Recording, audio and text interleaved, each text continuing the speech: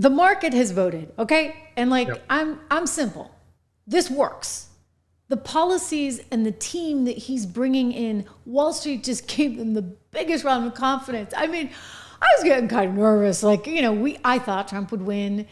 I think we both thought that. Again, looking at the market internals, even looking at the prediction market, poly market, right? We're looking at all this data and we're like, okay, this is happening. We didn't necessarily know it would be by this much.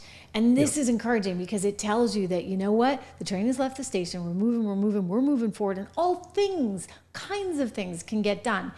And I feel like we've had like this like blanket over us for the last nearly 4 years. And it's like, you're afraid to say boo. You're in trouble if you're not willing to check off your gender on a form sometimes these days. I'm like, I out of spite, I'm like, I'm just not checking the box. Like, my name's Trish and take a look. What do you think? Like, come on. So all of this combined with the DEI nonsense that you had to, see in your career firsthand there on Wall Street, like, it's over. Boeing just got rid of its DEI department. And so now the market's up. Investors are voting with their wallets.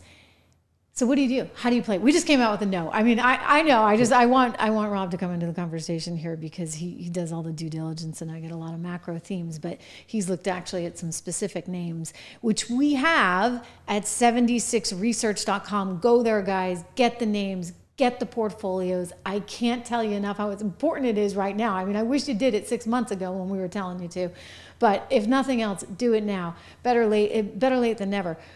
Where's the opportunity? Yeah. So we did just publish a note on the 76 report. So if you sign up right now, you'll have access to it. And we actually go through 6 specific stocks that we've already profiled in more depth in the 76 report. But now people can kind of see how those names actually dovetail with, what's going on in the changing political landscape and how they'll benefit from the new, from Trump taking, from the MAGA takeover, if you will. MAGA takeover. Yeah.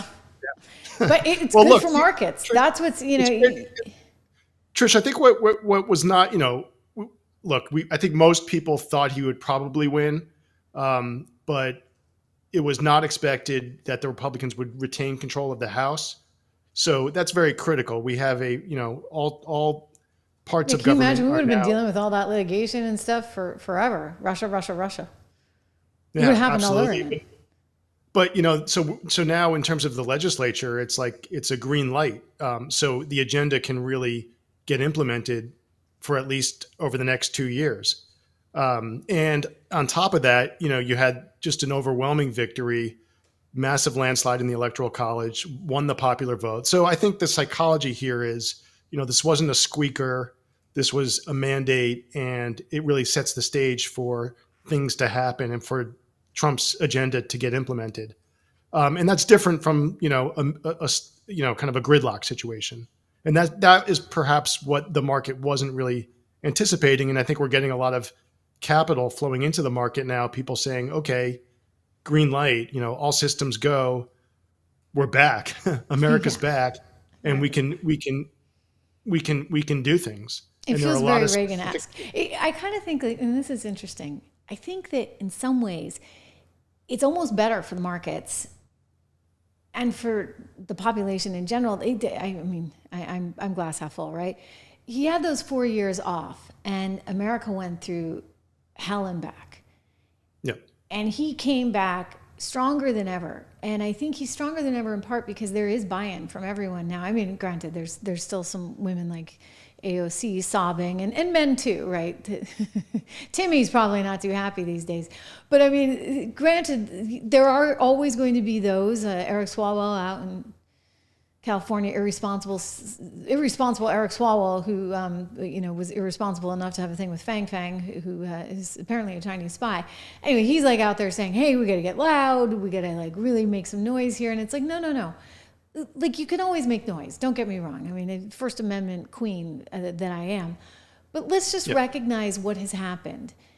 You guys have been making everybody miserable, making businesses miserable, making Wall Street miserable. I know the market's done fine. That's because Jerome Powell and his friends there at the Fed have just printed. But listen, now it's time to get down to business. And this is kind of this Morning in America sort of feel, right? Reagan-esque, that we can work together towards all kinds of opportunities. Heck, I mean, we were talking to Neil Grossman the other night on the show live for 8 hours. Well, you and I were there 8 hours, but Neil joined us for a bit, and he said, listen, like, there's an opportunity for Donald Trump to get a Nobel Peace Prize out of this. I mean, you could have peace in the Middle East. I'm super excited. So, I think that's coming through. But again, just back to basics as an investor. I mean, everywhere I look, I kind of like. Obviously, crypto. I mean, Michael Saylor had a great tweet. We now have a Bitcoin president. Obviously, crypto. I look at sort of AI tech, amazing space, and we have some picks I know around that aren't necessarily the obvious, like NVIDIA. But manufacturing too, and energy as well. I mean, there's so much. Tell me why energy is a sector to focus on. Really, it's all connected because if you listen to the leaders in AI, the Eric Schmidts and Jensen Huang, they are desperate for more electrical power. Because AI, these data centers, they're just electricity hogs, and they're building out the data centers. They need more electrical power, and that's not something. That's something that requires government involvement, right? I mean, it's building power plants, permitting, environmental permitting. So, Trump said it at Bitcoin 2024. We have the clip in the new 76 report where he was saying, China's building out electrical power generation like mad. We need to double our electrical power generation capability in the United States to accommodate AI. And that feeds back into fossil fuels. That feeds back into natural gas, pipelines, transmission networks. So up and down, like the industrial supply chain, there's going to be opportunities. And, if it's not immediate first order kind of things, it's second or third. So a lot of industrial companies are going to do really well as we invest in the energy infrastructure. But it's also they feed it's not off each other. I mean, the industrial companies doing well because the tech companies. I mean, it's like a fortuitous circle here. Go ahead. Another thought, like industrial automation, right? If we're going to have tariffs, we're going to want to have more labor productivity in the U.S. If we want to produce more domestically, that's going to spur innovation and development in industrial automation. So that's another kind of high tech industrial businesses. So a lot of companies are really responding very positively in the industrial space, in the energy space, in technology, to this development. It's as I said, I mean, it's a bit of a surprise, and we're up 4%. But I went back and looked at the 1980s and 1990s, which I would kind of broadly define as that sort of Reagan, Bush plus Clinton, Gingrich sort of era, pro-business, deregulation, lower taxes, low inflation. And if I'm not mistaken, the S&P 500 compounded at something like 19% for 20 years. So, which is an extraordinary run for stock investors.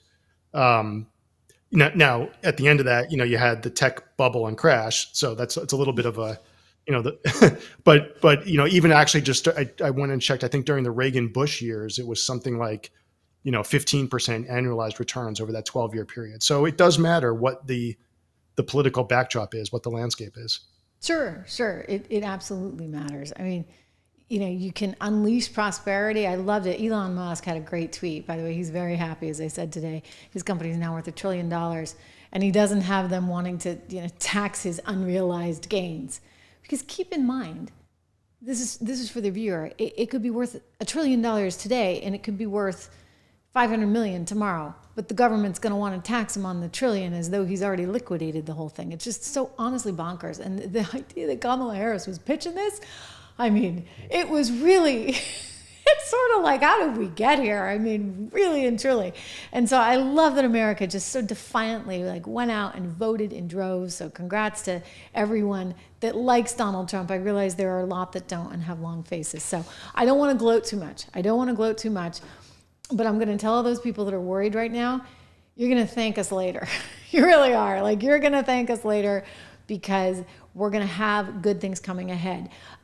Less regulation, more opportunity, the chance to kind of move into this new future.